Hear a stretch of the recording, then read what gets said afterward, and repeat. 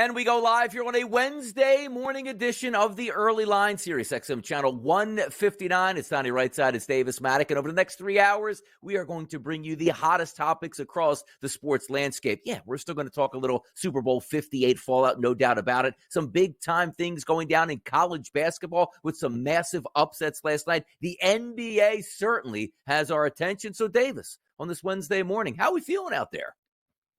You know, we're feeling great. Our best bet hit on the number last night. Suns by 5. Suns win by 5. So it's always nice to wake up to that victory. You might be saying, "Wake up, guys! We're doing the show. This is 7 a.m. local time for me. I'm not staying up to the end of the West Coast NBA games. There's a little peek behind the curtains here in the Midwest, in Middle America. We are not always staying up for the end of those Pacific time NBA games." Rolling over in the middle of the night to check if you want to bet. That's certainly what I love to do here, Davis. But last night I did not roll over and get a bet on mine because the last game last night that I bet, come on, Butler. 6 points. You make a bucket at the end of the basketball game. You lose gas, but that's neither here nor there. At least Davis got his in the door. Let's get to the 7 and 7 topics, the hottest topics on the sports landscape. And we do start with a little college basketball. How about those Baylor Bears, 79, OU Sooners, 62, a hammer job as Baylor improves now to 7-4 in conference play. The Sooners drop to 6-6. Davis, I love the Big 12 on a night-to-night basis. As we say again, it's hard to win on the road in the Big 12.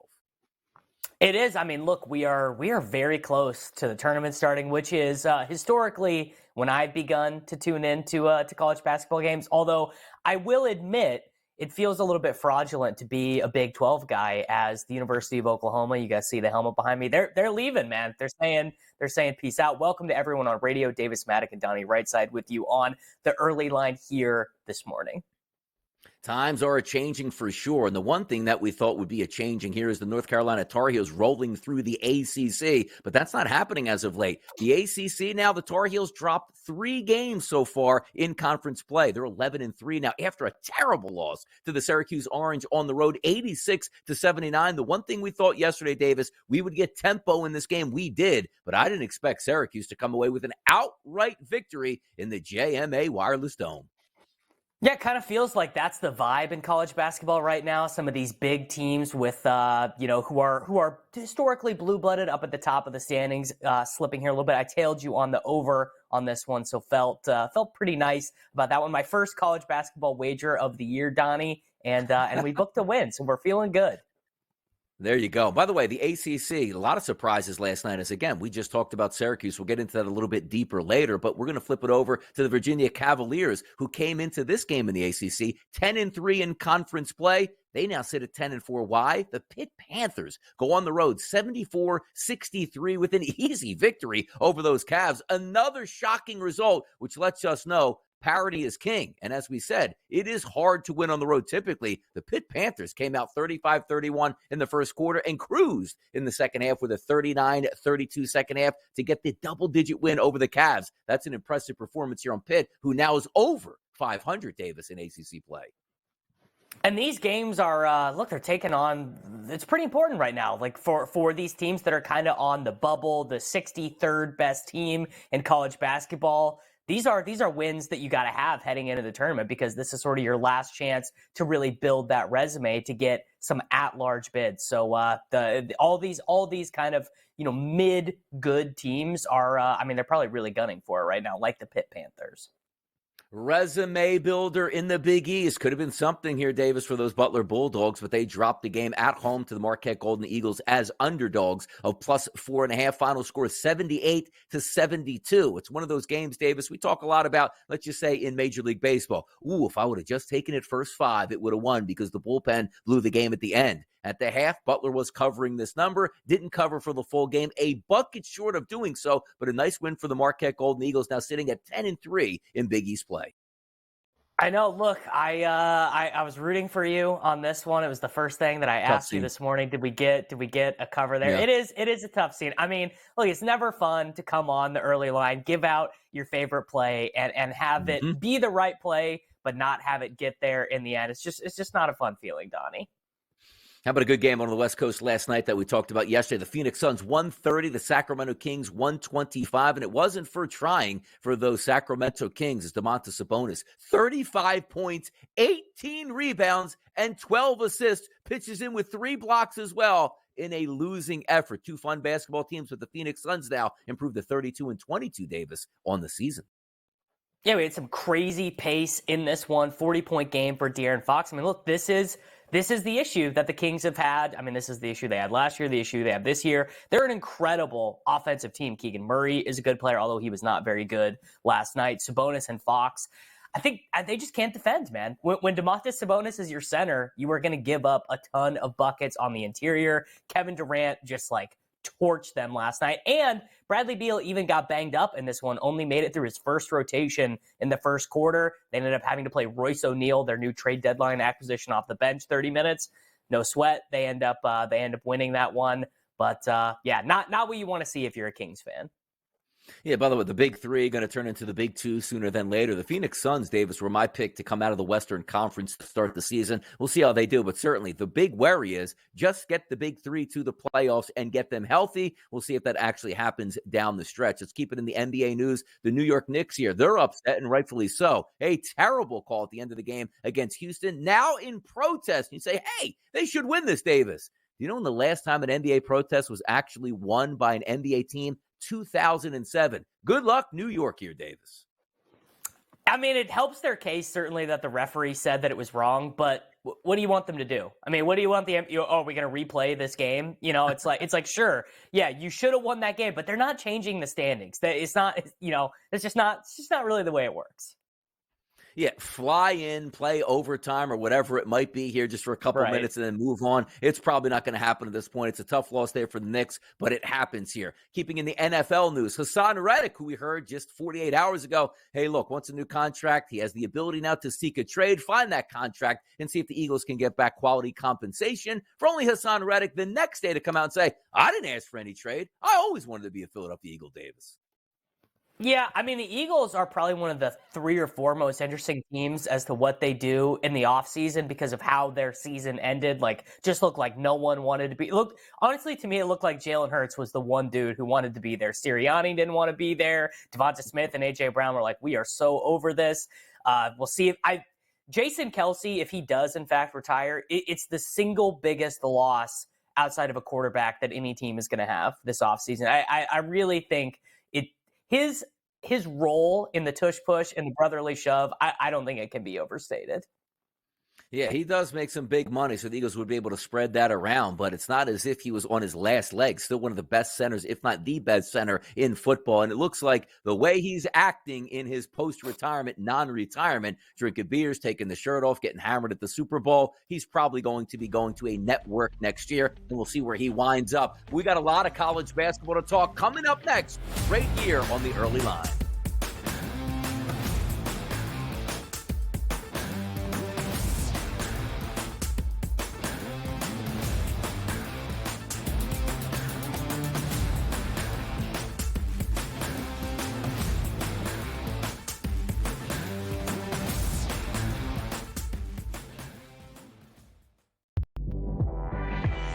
Another reason why they won the deadline is the number is 7. Those are the tradable first-round picks the New York Knicks have. And that could be something to look out for in the future. Does New York back it up and throw a ton of picks to a team like Dallas, maybe in the future, to get Luka Doncic? Betting above the rim, only on SportsGrid. Over $200 million in the state of New York in sports betting, half of that going to the state.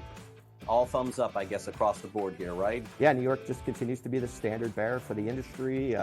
People are betting a ton on NFL. We still got March Madness coming up. This is really the prime time for the U.S. sports calendar with the NFL playoffs, Super Bowl, and then college basketball, NBA, NHL in full swing. Newswire, only on SportsGrid. What are you thinking overall, kind of first reaction here? Patrick Mahomes, his legacy. I don't know how far his drive is. Is his drive to become known as the greatest quarterback of all time? I don't think matching Super Bowls will really do that. I think there'll always be, the Brady people will always say, listen, it's a different era. Football Full Circle, only on SportsGrid. Your gut says Miami is going to win, and you should take the over. Your gut also said your NFT selfies would only go up in value. They didn't. But your head is on SportsGrid and knows the QB is in concussion protocol. The backup has a 45 QBR against the zone coverage. The New York D has the most sacks in the league. So yeah, trust your head. It's smarter to be on SportsGrid. It's smarter to be on SportsGrid, your 24/7 sports wagering network.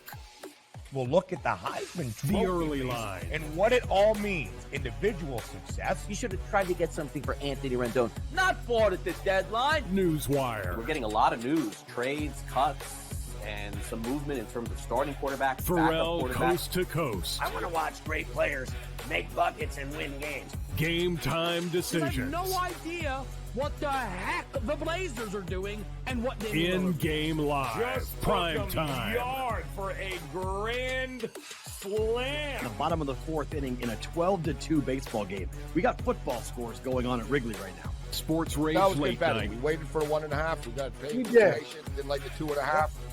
Jumped on There's it. no taking weeks off in golf betting ever. These are the best weeks to bet. It's smarter to be on SportsGrid.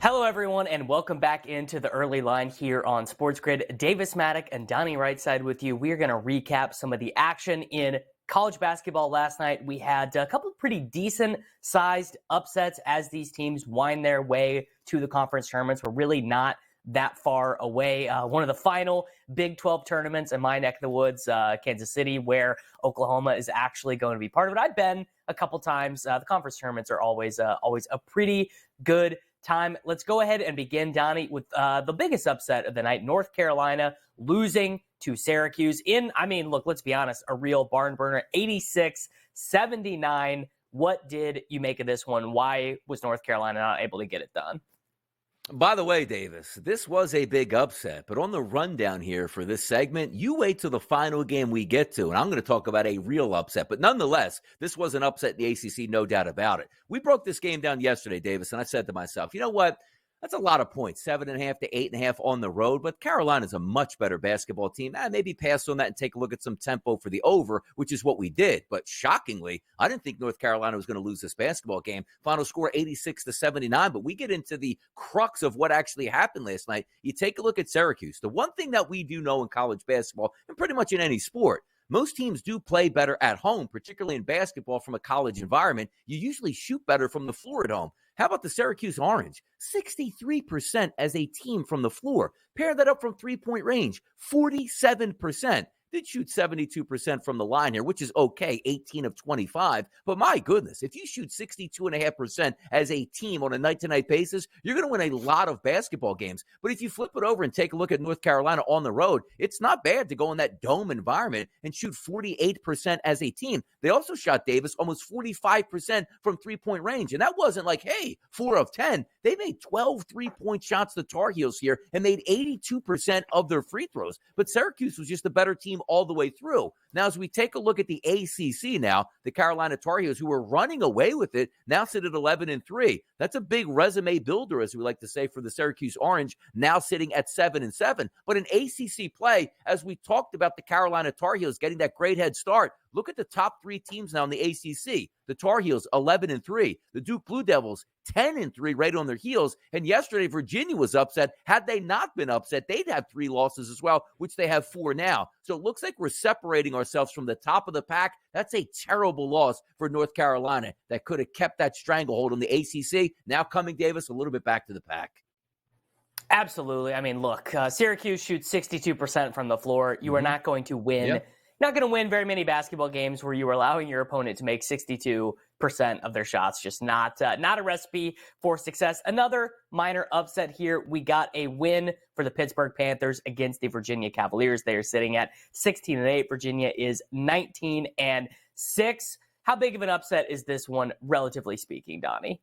It is a big one, quite frankly, because the Cavaliers, again, if they would have won that basketball game last night, would have found themselves in a tie for first place with Duke and Carolina. But you take a look at the Pitt Panthers, who had their struggles over the past couple of years, sitting at 16-8 on the season, now above 500 here in the ACC. The one thing we know about the Virginia Cavaliers here, Davis, they play very good defense, and it's the pack line defense, which means you are not going to score in the paint. You are not going to score on the baseline. You better hit your three-point shots or you're going to be in trouble. So you take a look at Pitt, 14 of 32 from three-point range, 44%. That's exactly what you have to do, because the one thing we know as well, Virginia doesn't foul a lot here either. Only 11 total free throw attempts for Pitt, which they converted 8, but they shot 45% from the floor, which is very good going up against Virginia. The one thing that we usually don't see out of Virginia is them struggle from the three-point line, only shooting around 29% of the team, only making 4 of those three-point shots. They did shoot, however, 50% from the field. But the ultimate equalizer in college basketball, Davis,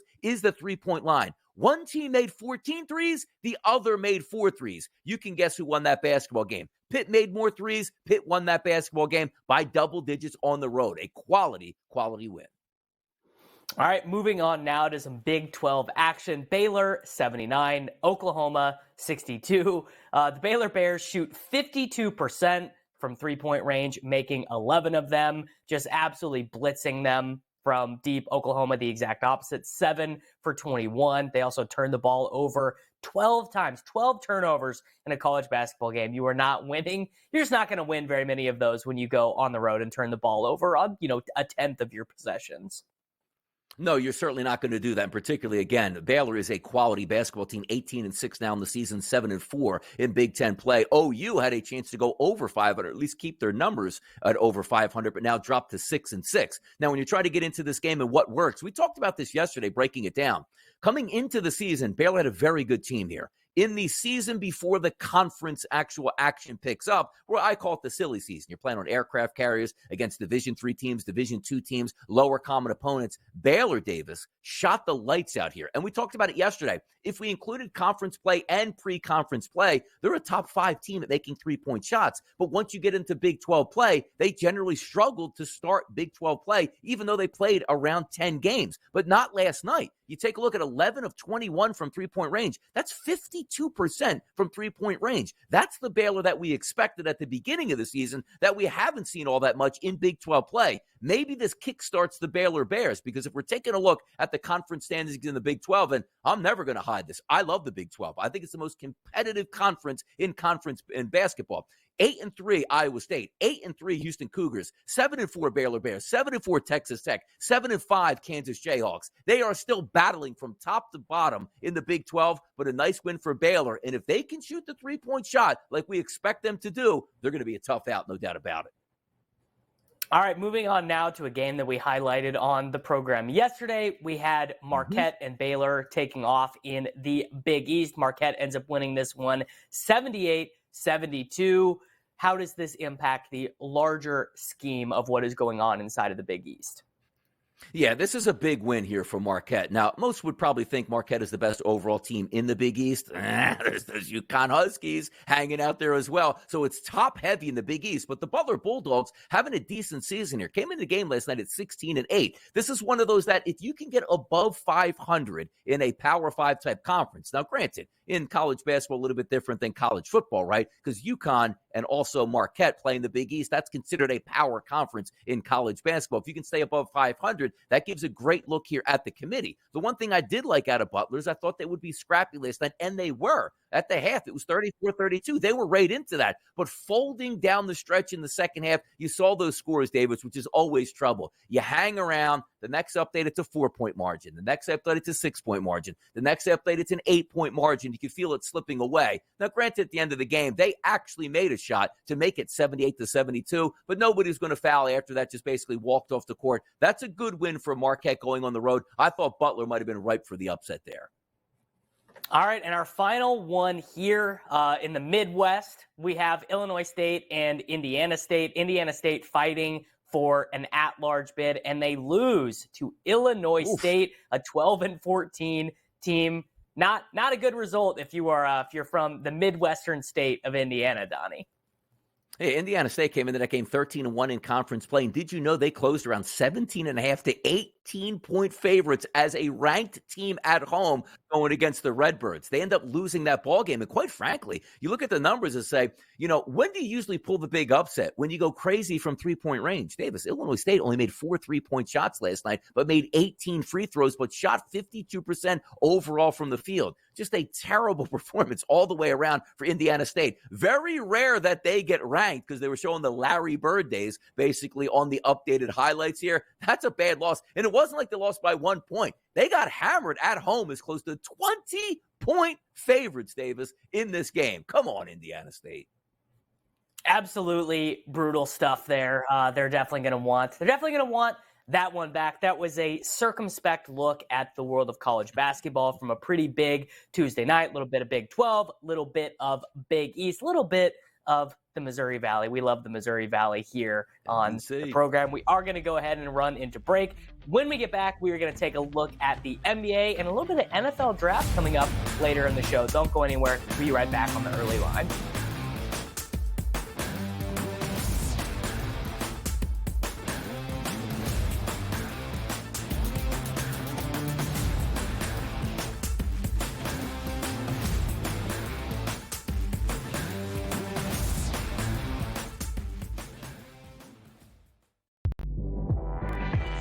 Another reason why they won at the deadline is the number is 7.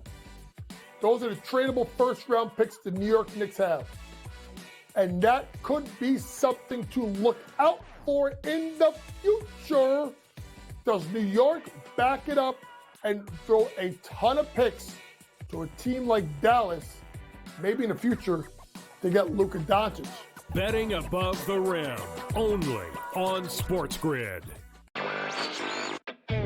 Over $200 million in the state of New York in sports betting, half of that going to the state. All thumbs up, I guess, across the board here, right? Yeah, New York just continues to be the standard bearer for the industry. People are betting a ton on NFL. We've still got March Madness coming up. This is really the prime time for the U.S. sports calendar with the NFL playoffs, Super Bowl, and then, college basketball, NBA, NHL in full swing. Newswire, only on SportsGrid. What are you thinking overall, kind of first reaction here? Patrick Mahomes, his legacy. I don't know how far his drive is. Is his drive to become known as the greatest quarterback of all time? I don't think matching Super Bowls will really do that. I think there'll always be, the Brady people will always say, listen, it's a different era. Football Full Circle, only on SportsGrid. Your gut says Miami is going to win, and you should take the over. Your gut also said your NFT selfies would only go up in value. They didn't. But your head is on SportsGrid and knows the QB is in concussion protocol.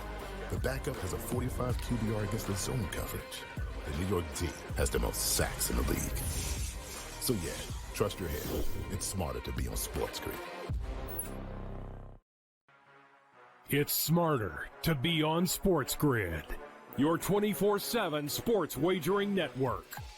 We'll look at the Heisman Trophy The early line. and what it all means. Individual success. You should have tried to get something for Anthony Rendon. Not bought at the deadline. Newswire. We're getting a lot of news, trades, cuts, and some movement in terms of starting quarterbacks, Pharrell backup quarterbacks. coast to coast. I want to watch great players make buckets and win games. Game time I have decisions. no idea what the heck the Blazers are doing and what they In-game live. Just Prime took 'em time. yard for a grand slam. The bottom of the fourth inning in a 12-2 baseball game. We got football scores going on at Wrigley right now. Sports Rage That was good Late betting. Night. We waited for the 1.5. We got paid We for did. information. Didn't like the 2.5.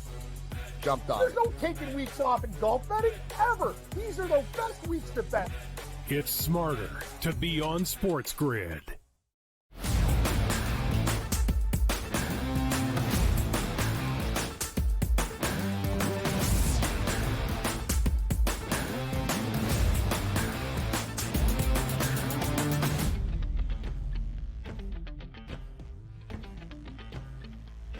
Our number one, rolling along, covering everything on the hardwood. Did a little college basketball last segment if things heats up, and we talked about it yesterday, man. We are so close to conference tournament play and March Madness. Can't wait for that to happen. We got a lot of action in the NBA to get to. Now, Davis, we talked about some major upsets last night in college basketball. Let me give you this final score. The Miami Heat 123, the Milwaukee Bucks 97, which meant the Miami Heat were on the road without some key components here. At game time at the FanDuel Sportsbook, laying around 7.5 were the Milwaukee Bucks. So I'll start here with this question.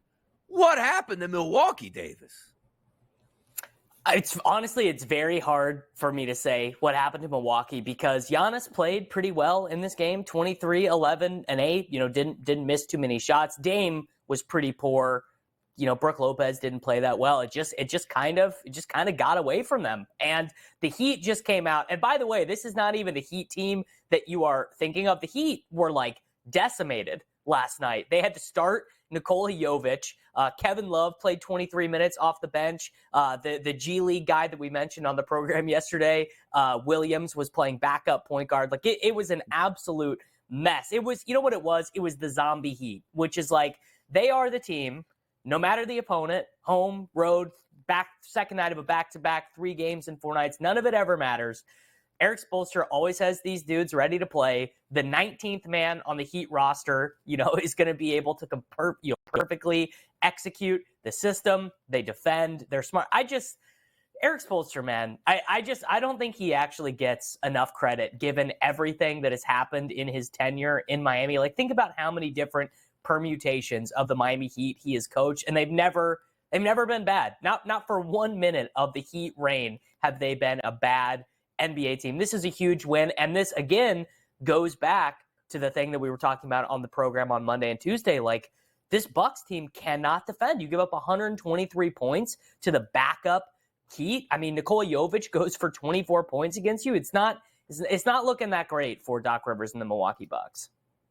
Are we worried about the Bucks here, Davis, though? Because we know they have superstar power. Giannis has won a championship and carried that franchise here. But games like that, and again, you're right, the zombie Heat, where it's you know what? We don't expect much out of them. So maybe for the Milwaukee Bucks, you take that game lightly. But that was a blowout on the road by a Heat team that wasn't supposed to win that game. How worried are we about the Bucks? And also, with Doc Rivers being the head coach, is there an acclimation process we're willing to give them for a couple weeks or maybe even a month? Or no? You should be fairly easily winning basketball games like this one.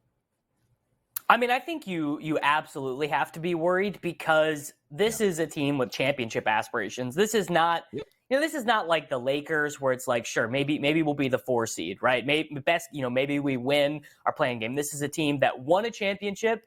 This is a team that has that's all that matters to them, right? There's no other outcome of this season that can be viewed as a success other than winning. And they made an all-in move this offseason. They traded what they have to trade to get Damian Lillard. They are out of first-round picks that they can trade entirely. They'll get one more that they can trade when they get to this offseason. I believe they have no second-round picks to trade. So just no second-round pick can they use right now to acquire anyone new in the offseason. They are going to be in that second tax apron this offseason, so adding new talent is going to be effectively impossible. So you just kind of have to look at the roster and be these are our guys. And they clearly made a mistake hiring Adrian Griffin, and maybe the Doc Rivers stuff will get acclimated, but you're kind of running out of time. There's 25 games left in the regular season for them to do that acclimation process. Now, as Biggie Smalls once said back in the day, where Brooklyn at? Well, you know where Brooklyn's at in the loss column again last night. 21-32 on the season, 13-17 at home. But how about this? When you talk about the odds makers getting it correct, the FanDuel Sportsbook Davis closed at an 8-point line yesterday for the Boston Celtics as a favorite on the road. 118-110 final. Jason Tatum was sensational. 41 points, 14 rebounds, 5 assists, 2 steals and a block, and a plus 21. The superstar came to play in the biggest city. Yeah, he did, which is, look, that's sort of what you anticipate here. And I didn't think that this one was all that ripe for an upset. The Nets are they're kind of just playing out the string right now. 41-14 for Tatum. The big issue that the Brooklyn Nets have is like, they're just a collection of pieces. It's not a real team. It's just the result of all these trades they've made, getting rid of all their superstars. And they didn't really aggressively do much of anything at the deadline other than moving on from Royce O'Neal and then adding Dennis Schroeder, which, I don't know, maybe they'll be able to turn Schroeder around, but they don't own their picks, and there was that rumor at the trade deadline that they would consider trading Mikal Bridges to the Houston Rockets to get all their picks back, which I for sure would have done, if I was in charge of that front office, because getting your own pick back, I mean, that's like twice as valuable as getting a Utah Jazz first round pick or whatever, because you control the destiny of it. I think a lot of these dudes are going to be on Dorian Finney-Smith, Bridges, Cam Thomas, Day'Ron Sharpe, Dennis Schroeder, Lonnie Walker. All these dudes are going to be on different teams next year because they got to pick a direction. Yeah, certainly they do. I'll tell you, picking a direction here is the Phoenix Suns. Hopefully that direction is going to wind up in an NBA championship. 130-125 last night in an exciting game over the Sacramento Kings, which, as we pointed out to start the show in our 7-7, 35, 18, 12, and 3 for Domantas Sabonis wasn't enough. The one thing I always talk about the Phoenix Suns, at least last year, Davis, was, okay, you have superstar players, but you don't have much of a bench. You saw last night, as you pointed out, Bradley Beal only played 5 minutes in this basketball game, scoring 5 points. You need some help from your bench, and you got that. Eric Gordon dropped in with 23 points off the bench to help out the Phoenix Suns here last night. Phoenix 130, Sacramento 125, Davis.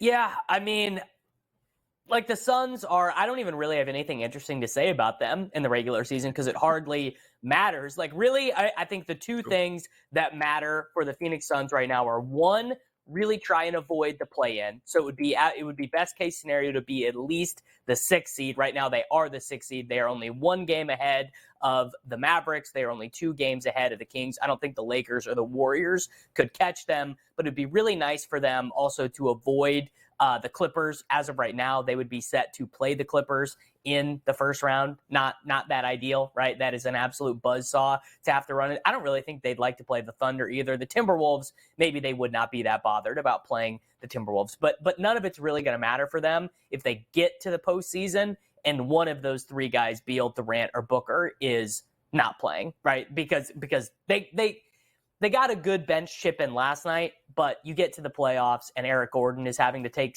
16 shots, not ideal, not what you want. And maybe it'll just be the case that Durant, he is 35 years old, but he just goes supernova for a month and then they end up getting to the NBA Finals. But it's very hard for me to imagine a scenario where if Bradley Beal, he had a hamstring injury last night, if this lingers, right, he tries to come back too early, hurts it again, very hard for me to imagine a scenario where this team makes real postseason noise. No, you're right about it. Gordon coming off the bench, lighting it up. I mean, how many times are you going to rely on Grayson Allen at a big spot in the playoffs to lift you ahead? It is about the big 3 being healthy for the playoffs. We get that here. I'll tell you one thing, team that's playing healthy and playing well, 37-17 now as they improve. That's the Oklahoma City Thunder, 127-113 over the Orlando Magic. By the way, the Magic came into this basketball game, Davis, 17-7 on their home court. So a quality home court opponent here that the Thunder easily dispatch. You take a look at these scoring discrepancies or comparisons here, I should say. Jalen Williams, 33 points, and then SGA always chips in with his 30-plus points, scoring 32 last night. That's a really good win for OKC. I can't wait to see what OKC is made of once we get to the playoffs, Davis. Yeah, I'm really excited for Gordon Hayward coming in here, against smaller teams. He is going to be able to play power forward. And I think I've not really heard anyone mention this, but against some of these teams like the Kings or the Suns, these teams that err on the side of being more run and gun, they are going to play Gordon Hayward instead of Lou Dort. And look, I love Lou Dort. Lou Dort is maybe my favorite player in the NBA. I have to be the foremost collector, Donnie, of Lou Dort sports cards in the world. If I was to go through this pile that I've got behind me, about half of them are graded Lou Dort cards. But a version of Oklahoma City where Dort is on the bench for Gordon Hayward and it's 5 shooters, including Chet, that is going to be an insanely hard team to stop. And the Magic have the same fundamental problem they've had for, 10 years, since Dwight Howard left. They cannot even crack the top 25 on offense. They got no guards. They're playing Fultz and Suggs, Cole Anthony off the bench, and Gary Harris. They have no one who you just trust to initiate a pick and roll, really. Talking about trust here, do we trust the Minnesota Timberwolves once they get into the playoffs? A big win last night to stay a game ahead of OKC in the Western Conference standings, 121-109 over the Portland Trailblazers. Anthony Edwards shines in a big way, 41 points. And again, the Timberwolves, that top seed in the West here now, Davis. Yeah, Anthony Edwards was questionable coming into or a true game time decision, comes in, shoots 27 times, makes all of them. I mean, I don't trust Karl Anthony Towns in the playoffs, but I would love to be proved wrong. I would love for Karl Anthony Towns to go through a full playoff series where he doesn't get injured, he doesn't foul out of a game, he shoots 38% on three-pointers, plays good defense. Because, like, the bones of what the Timberwolves have, I mean, you could argue they're an even better team, actually, than the Denver Nuggets. Certainly, you could argue they're better than the Thunder. Like, Anthony Edwards kind of matches Shea, but Rudy and Cat are way better than wing Jalen Williams and Chet Holmgren at this stage of their careers. Doesn't mean it's going to last forever, but only 19 minutes for Cat last night. Got benched for Naz Reid, man. I feel we might be staring into the Timberwolves' future. I can't wait to see it play out here because the narrative once the playoffs begin in the Western Conference, if these two teams, the Timberwolves and the Thunder, are 1 and 2, come on. They've never done it in the playoffs before. We don't trust them. It'll be fun to see how much energy they have once the playoffs start. They want some NFL action on the field? No, it's the draft, people. Get it cranked up right here on the early line.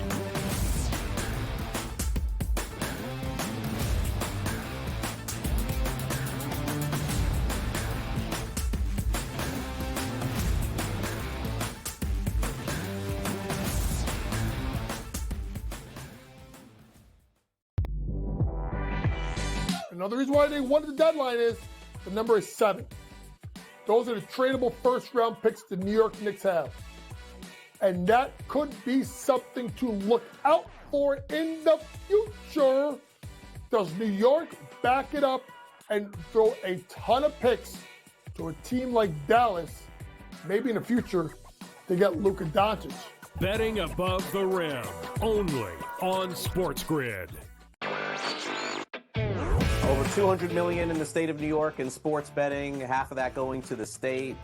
All thumbs up, I guess, across the board here, right? Yeah, New York just continues to be the standard bearer for the industry. People are betting a ton on NFL. We've still got March Madness coming up. This is really the prime time for the U.S. sports calendar with the NFL playoffs, Super Bowl, and then, college basketball, NBA, NHL in full swing.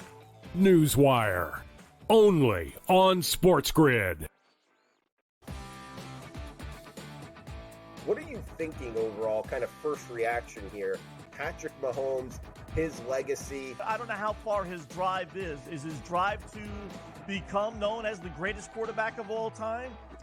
I don't think matching Super Bowls will really do that. I think there'll always be, the Brady people will always say, listen, it's a different era. Football Full Circle, only on SportsGrid. Your gut says Miami is going to win, and you should take the over. Your gut also said your NFT selfies would only go up in value. They didn't.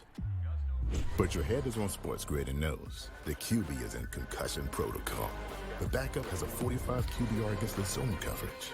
The New York team has the most sacks in the league. So yeah, trust your head. It's smarter to be on SportsGrid. It's smarter to be on SportsGrid, your 24/7 sports wagering network. Well, look at the Heisman Trophy. The early line. And what it all means. Individual success. You should have tried to get something for Anthony Rendon. Not bought at the deadline. Newswire. We're getting a lot of news, trades, cuts, and some movement in terms of starting quarterbacks, Pharrell, backup quarterbacks. coast to coast. I want to watch great players make buckets and win games. Game time I decisions. have no idea what the heck the Blazers are doing and what they In-game live. Just Prime took 'em time. yard for a grand slam. The bottom of the fourth inning in a 12-2 baseball game. We got football scores going on at Wrigley right now. Sports Rage That was Late good betting. Night. We waited for 1.5. We got paid. We did. Didn't like the 2.5. Jumped on There's it. no taking weeks off in golf betting ever. These are the best weeks to bet. It's smarter to be on SportsGrid.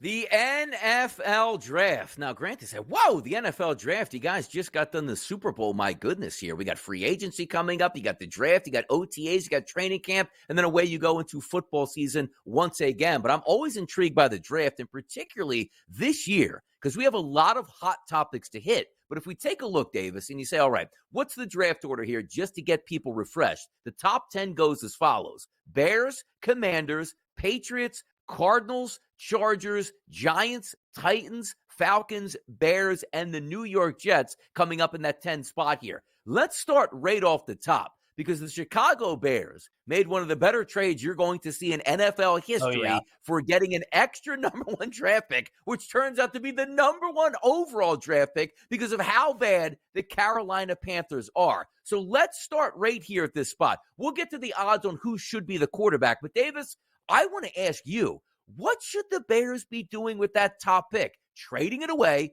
drafting a quarterback, going with Fields. There's so many options for the Bears. Talk to me about that here.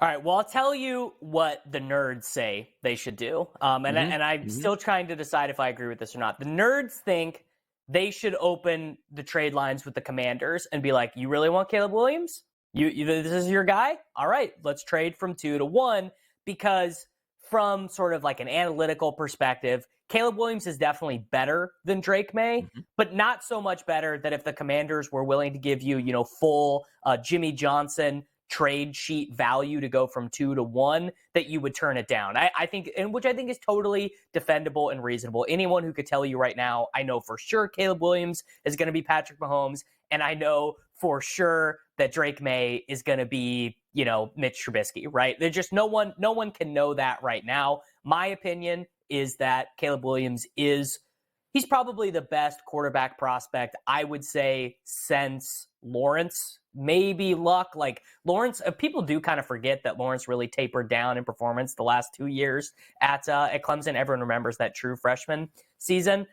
The thing that people would argue is that, they should actually just trade out of the pick entirely, not take a quarterback and run back with Fields the other year. I think that would be like about as much as you could mismanage a franchise as possible. The idea that the Bears, with this draft bounty that they got from the Carolina Panthers, they can turn themselves into the San Francisco 49ers, where you have this amazing offensive line and you draft a great defensive player and you have the best wide receivers. You already have DJ Moore and you sign another one and you do this and they have all this cap space. I mean, you got to get so lucky, honestly, on so many different decisions to build a roster like the 49ers have, where you can kind of elevate a quarterback who's good, but maybe not the greatest of the great. The easiest way to elevate yourself from an okay team to the best team, Donnie, you know it. It's changing your fortunes at quarterback, right? The Eagles, your team, they had Carson Wentz. They're scuffling. They're losing playoff games. That everyone's yelling at each other on the sidelines. You get Jalen Hurts, and all of a sudden you're winning the division every single year, or competing to win the division. The Kansas City Chiefs win the division all the time, but they looked at themselves in the mirror and said, we got a good quarterback, but what if we had a great quarterback? Let's get Patrick Mahomes. I think the Bears, honestly, if I'm Ryan Poles, I'm sitting in his chair, I'm not taking calls. I'm not doing nothing. I'm sitting on the clock, and I'm selecting Caleb Williams with the first pick in the 2024 NFL draft. It's exactly the way the thought process should be here, because once you find your franchise guy, everything else then after that, Davis, does fall into place. I used to always joke about like an NHL team. If you know what, we're floundering out here. You know what I'm going to do? Let's just say there's 10 rounds in the NHL draft. Every year I'm going to draft 10 goalies, because once I find my superstar franchise goalie, everything else can fall into place behind it. And if you are the Chicago Bears, you're so right about this. Yes, they can draft the best defensive end coming out of college football, and he could be a very good player. The best linebacker, the best cornerback, the best wide receiver. But if you don't have that quarterback that can go toe-to-toe with a guy like a Josh Allen or a Patrick Mahomes, it's not going to work out. And if you equate it, go back and ask the franchises. And I used to always do this with the Green Bay Packers, right? Didn't always want to spend a lot of money in free agency to help the wide receiver position. But I used to always joke saying, if you ask the Green Bay Packers, who wound up with prime-time Aaron Rodgers when he was playing well and healthy, if they would have given up knowing they could get Aaron Rodgers, a first-round draft pick every single year, knowing they'd have Aaron Rodgers, they would do it. Ask the Kansas City Chiefs right now, knowing what they know. Yes, they did trade up for Patrick Mahomes, didn't give up a ton to get him because he wasn't a number 1 overall pick. But if you ask the Kansas City Chiefs fans right now, hey, you know what? knowing what you know about Patrick Mahomes, would you forfeit your first-round draft pick every year for 15 years knowing you'd have Mahomes? Absolutely, you would do it because of how good he is. So for the Chicago Bears to say, let's run it back with Fields and it doesn't work out, and you pass on Caleb Williams, who goes to another franchise and dominates, you will never live that down as a city, as a fan, and as a general manager. Which now, let me ask you this next question as we look at the draft. The top 5 teams, right? Bears, Commanders, Patriots, Cardinals, and Chargers. For your money here, when do we see a position outside of quarterback get drafted? What spot, Davis, is that going to come from? Ultimately, I think the Patriots are going to trade down from that 3rd pick and let another team trade up. Could be the Broncos, could be the Raiders. Like, I don't know what team is going to do it, but I think some team is either going to fall in love with Jaden Daniels or some team is going to fall in love with J.J. McCarthy. I've already heard the J.J. McCarthy actually might be the best quarterback in the class buzz or whatever. I don't buy that in any way, shape, or form. Now, J.J. McCarthy might be good. I mean, I'm not a high-level scout. I'm not going to say. But Caleb Williams and Drake May are like the guys here. I think the 4th pick, I mean, you could pretty much write it in that the Cardinals are just going to take Marvin Harrison Jr. I would be very surprised, actually, if the Patriots took Marvin Harrison Jr. Like, I think the Patriots sitting and taking Jaden Daniels is more likely than them sitting and taking Marvin Harrison Jr. And the Chargers, I think, are you heard it here first. I think they're going to take Brock Bowers. I think maybe Joe Alt, the tackle, but I think that you kind of look at Harbaugh and like what really matters to him. Yep. And I don't know. It just kind of feels and they got 32-year-old Keenan Allen who's injured. You got Mike Williams coming off the knee. They took Quentin Johnson last year. Looks like one of the biggest first-round busts at wide receiver in recent memory. Harbaugh wants to hit the ground running. I don't think he wants to come in and have Justin Herbert, tossing the ball to Josh Palmer. I don't think that is what he is envisioning. I think Bowers seems like a pretty strong pick there. Now, that has not been mocked very often. Most people have them going with an offensive tackle there. But I think, and by the way, just in general, as we go through this first round, there's going to be like a startling number of offensive skill position players that go in the first round. I think it's going to be one of our heaviest offense drafts of like the last 5-6 years. It's going to be interesting to watch it play out. I do agree because there's a lot of intrigue going into that top 5. But we posted a graphic up there for the odds to be the number 1 overall pick. And Caleb Williams is a minus 1,200 price, followed up there by Drake May at a plus 900, Marvin Harrison Jr. 16-1. Great football players, but it's probably going to be Caleb Williams. Now, the focus I want to ask you the question about here, Davis, is that number 2 overall pick. Because if you take a look at those odds here, Drake May is a minus 175 to be the number 2 overall pick, but close behind him is LSU's Jaden Daniels at a plus 200. I love this point in time where you're through the Senior Bowls, you're through the end of the college football season, and now you get into the draft day workouts because Drake May certainly is a talent, no doubt about it. But when Jaden Daniels runs that 40-yard dash and blazes a trail, is there a chance, Davis, in your mind that Jaden Daniels could actually be number 2 overall when it's all said and done?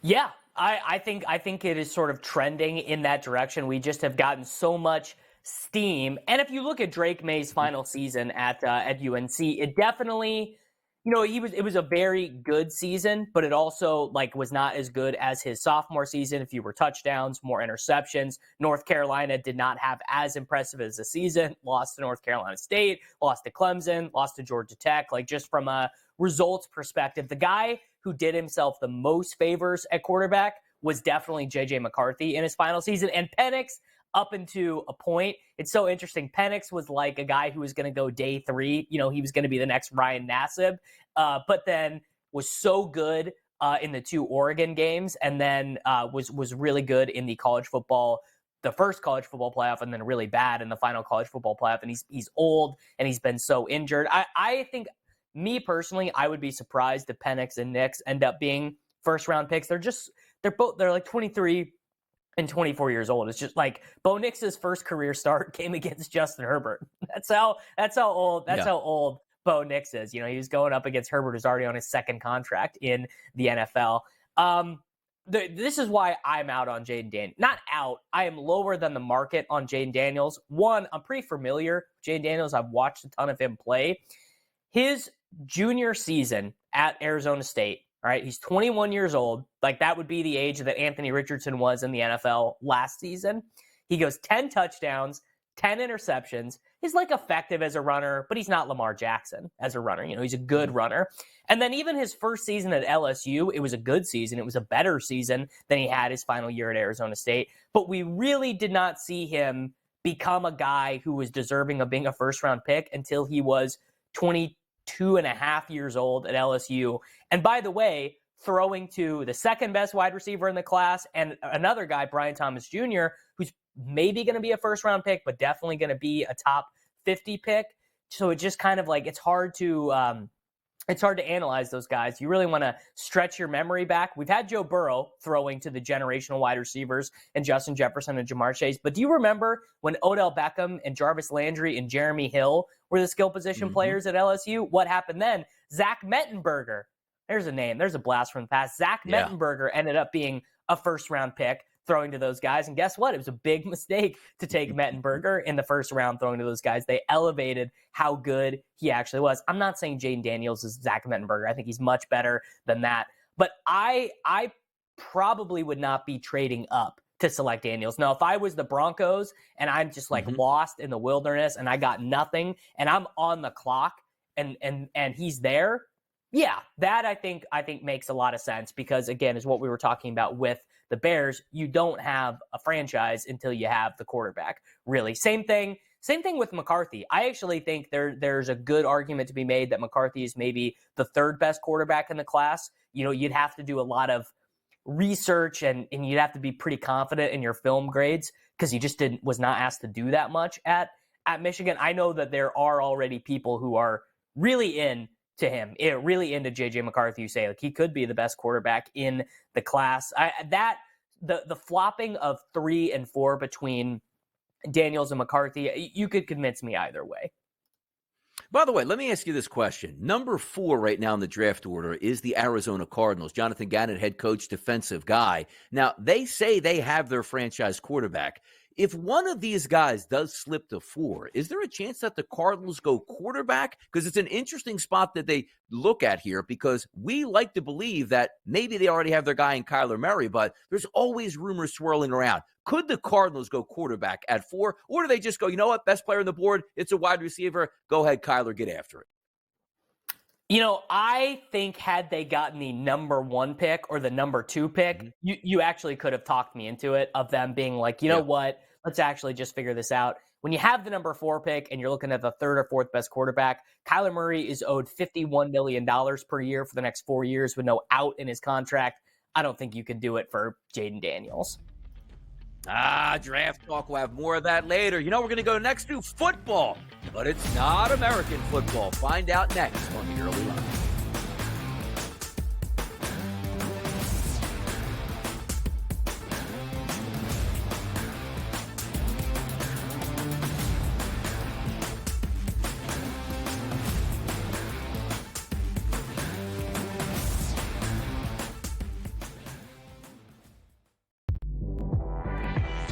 Another reason why they won the deadline is the number is 7. Those are the tradable first-round picks the New York Knicks have. And that could be something to look out for in the future. Does New York back it up and throw a ton of picks to a team like Dallas? Maybe in the future, they get Luka Doncic. Betting above the rim, only on SportsGrid. Over $200 million in the state of New York in sports betting, half of that going to the state.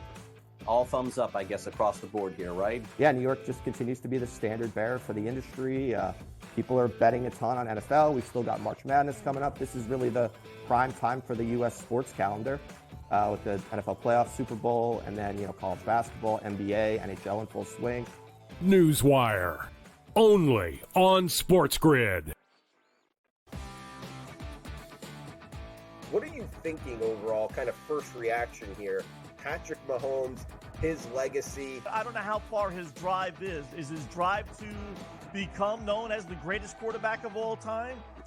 I don't think matching Super Bowls will really do that. I think there'll always be, the Brady people will always say, listen, it's a different era. Football Full Circle, only on SportsGrid. Your gut says Miami is going to win, and you should take the over. Your gut also said your NFT selfies would only go up in value. They didn't. But your head is on SportsGrid and knows the QB is in concussion protocol. The backup has a 45 QBR against the zone coverage. The New York D has the most sacks in the league. So yeah, trust your head. It's smarter to be on SportsGrid. It's smarter to be on SportsGrid, your 24/7 sports wagering network. We'll look at the Heisman Trophy The early race line. and what it all means. Individual success. You should have tried to get something for Anthony Rendon. Not bought at the deadline. Newswire. We're getting a lot of news, trades, cuts, and some movement in terms of starting quarterbacks, Pharrell backup quarterbacks. coast to coast. I want to watch great players make buckets and win games. Game time I decisions. have no idea what the heck the Blazers are doing and what they In-game live. Just Prime took 'em time. yard for a grand slam. The bottom of the fourth inning in a 12-2 baseball game. We got football scores going on at Wrigley right now. Sports Rage That was good Late betting. Night. We waited for 1.5. We got paid. We for did. patient, didn't like the 2.5. Jumped on There's it. no taking weeks off in golf betting ever. These are the best weeks to bet. It's smarter to be on SportsGrid.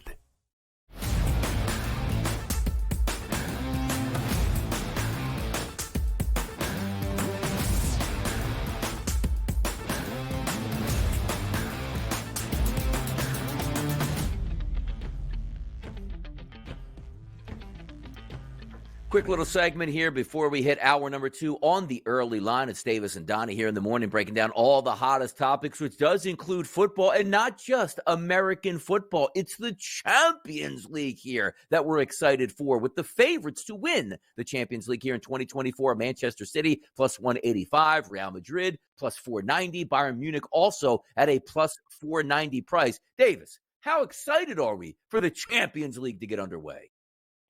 I am very excited. When I hear the Champions song, when I hear the horns, I'm super into it. I was watching yesterday afternoon in between appearances here on the network. Got a big Manchester City win, a 1-0 Real Madrid win. That's why their odds are shortened there. They already have the win in the first leg of the round of 16. And, it's very stratified, the global world, well, I guess the European world of soccer. Like, Manchester City is way better than everyone else. And Real Madrid, next to them, they're way better than everyone else there. Like, no one seriously believes that Arsenal can win the Champions League. Now, obviously, stranger things have happened. But if you look a little bit further down the odds, teams that are very good, Atletico Madrid, Dortmund, like, these are really, really strong teams, one of the 10 best teams in the world. But over 180 minutes against Manchester City or Real Madrid, I just don't really like Manchester City, man. They are the machine of Manchester City. It is like nothing I have ever seen, honestly. Like, it's like, it would be like if the Chiefs had Jamar Chase and DeAndre Hopkins on the team as well. Like, they are absolutely unbelievable. And they were missing their best player, Kevin De Bruyne. He was out for 4 months with a hamstring injury. He came back 2 weekends ago. Came back. He already has 3 goals and 3 assists in 3 games since coming back. The dude is absolutely unbelievable. 2 games on the pitch today slated to begin. Lazio and Bayern Munich at 3 p.m. Eastern, and also Paris Saint-Germain and Real Sociedad also take the pitch here at 3 p.m. Eastern as well. The Champions League is underway, but you know what else is underway? Yeah, the early line. We're down 1 hour. Hour number 2 coming up next. We are going to talk dynasties, people. It's that Chiefs dynasty. Don't go anywhere. Hour number 2 is on deck. Let's get after it right here on the early line.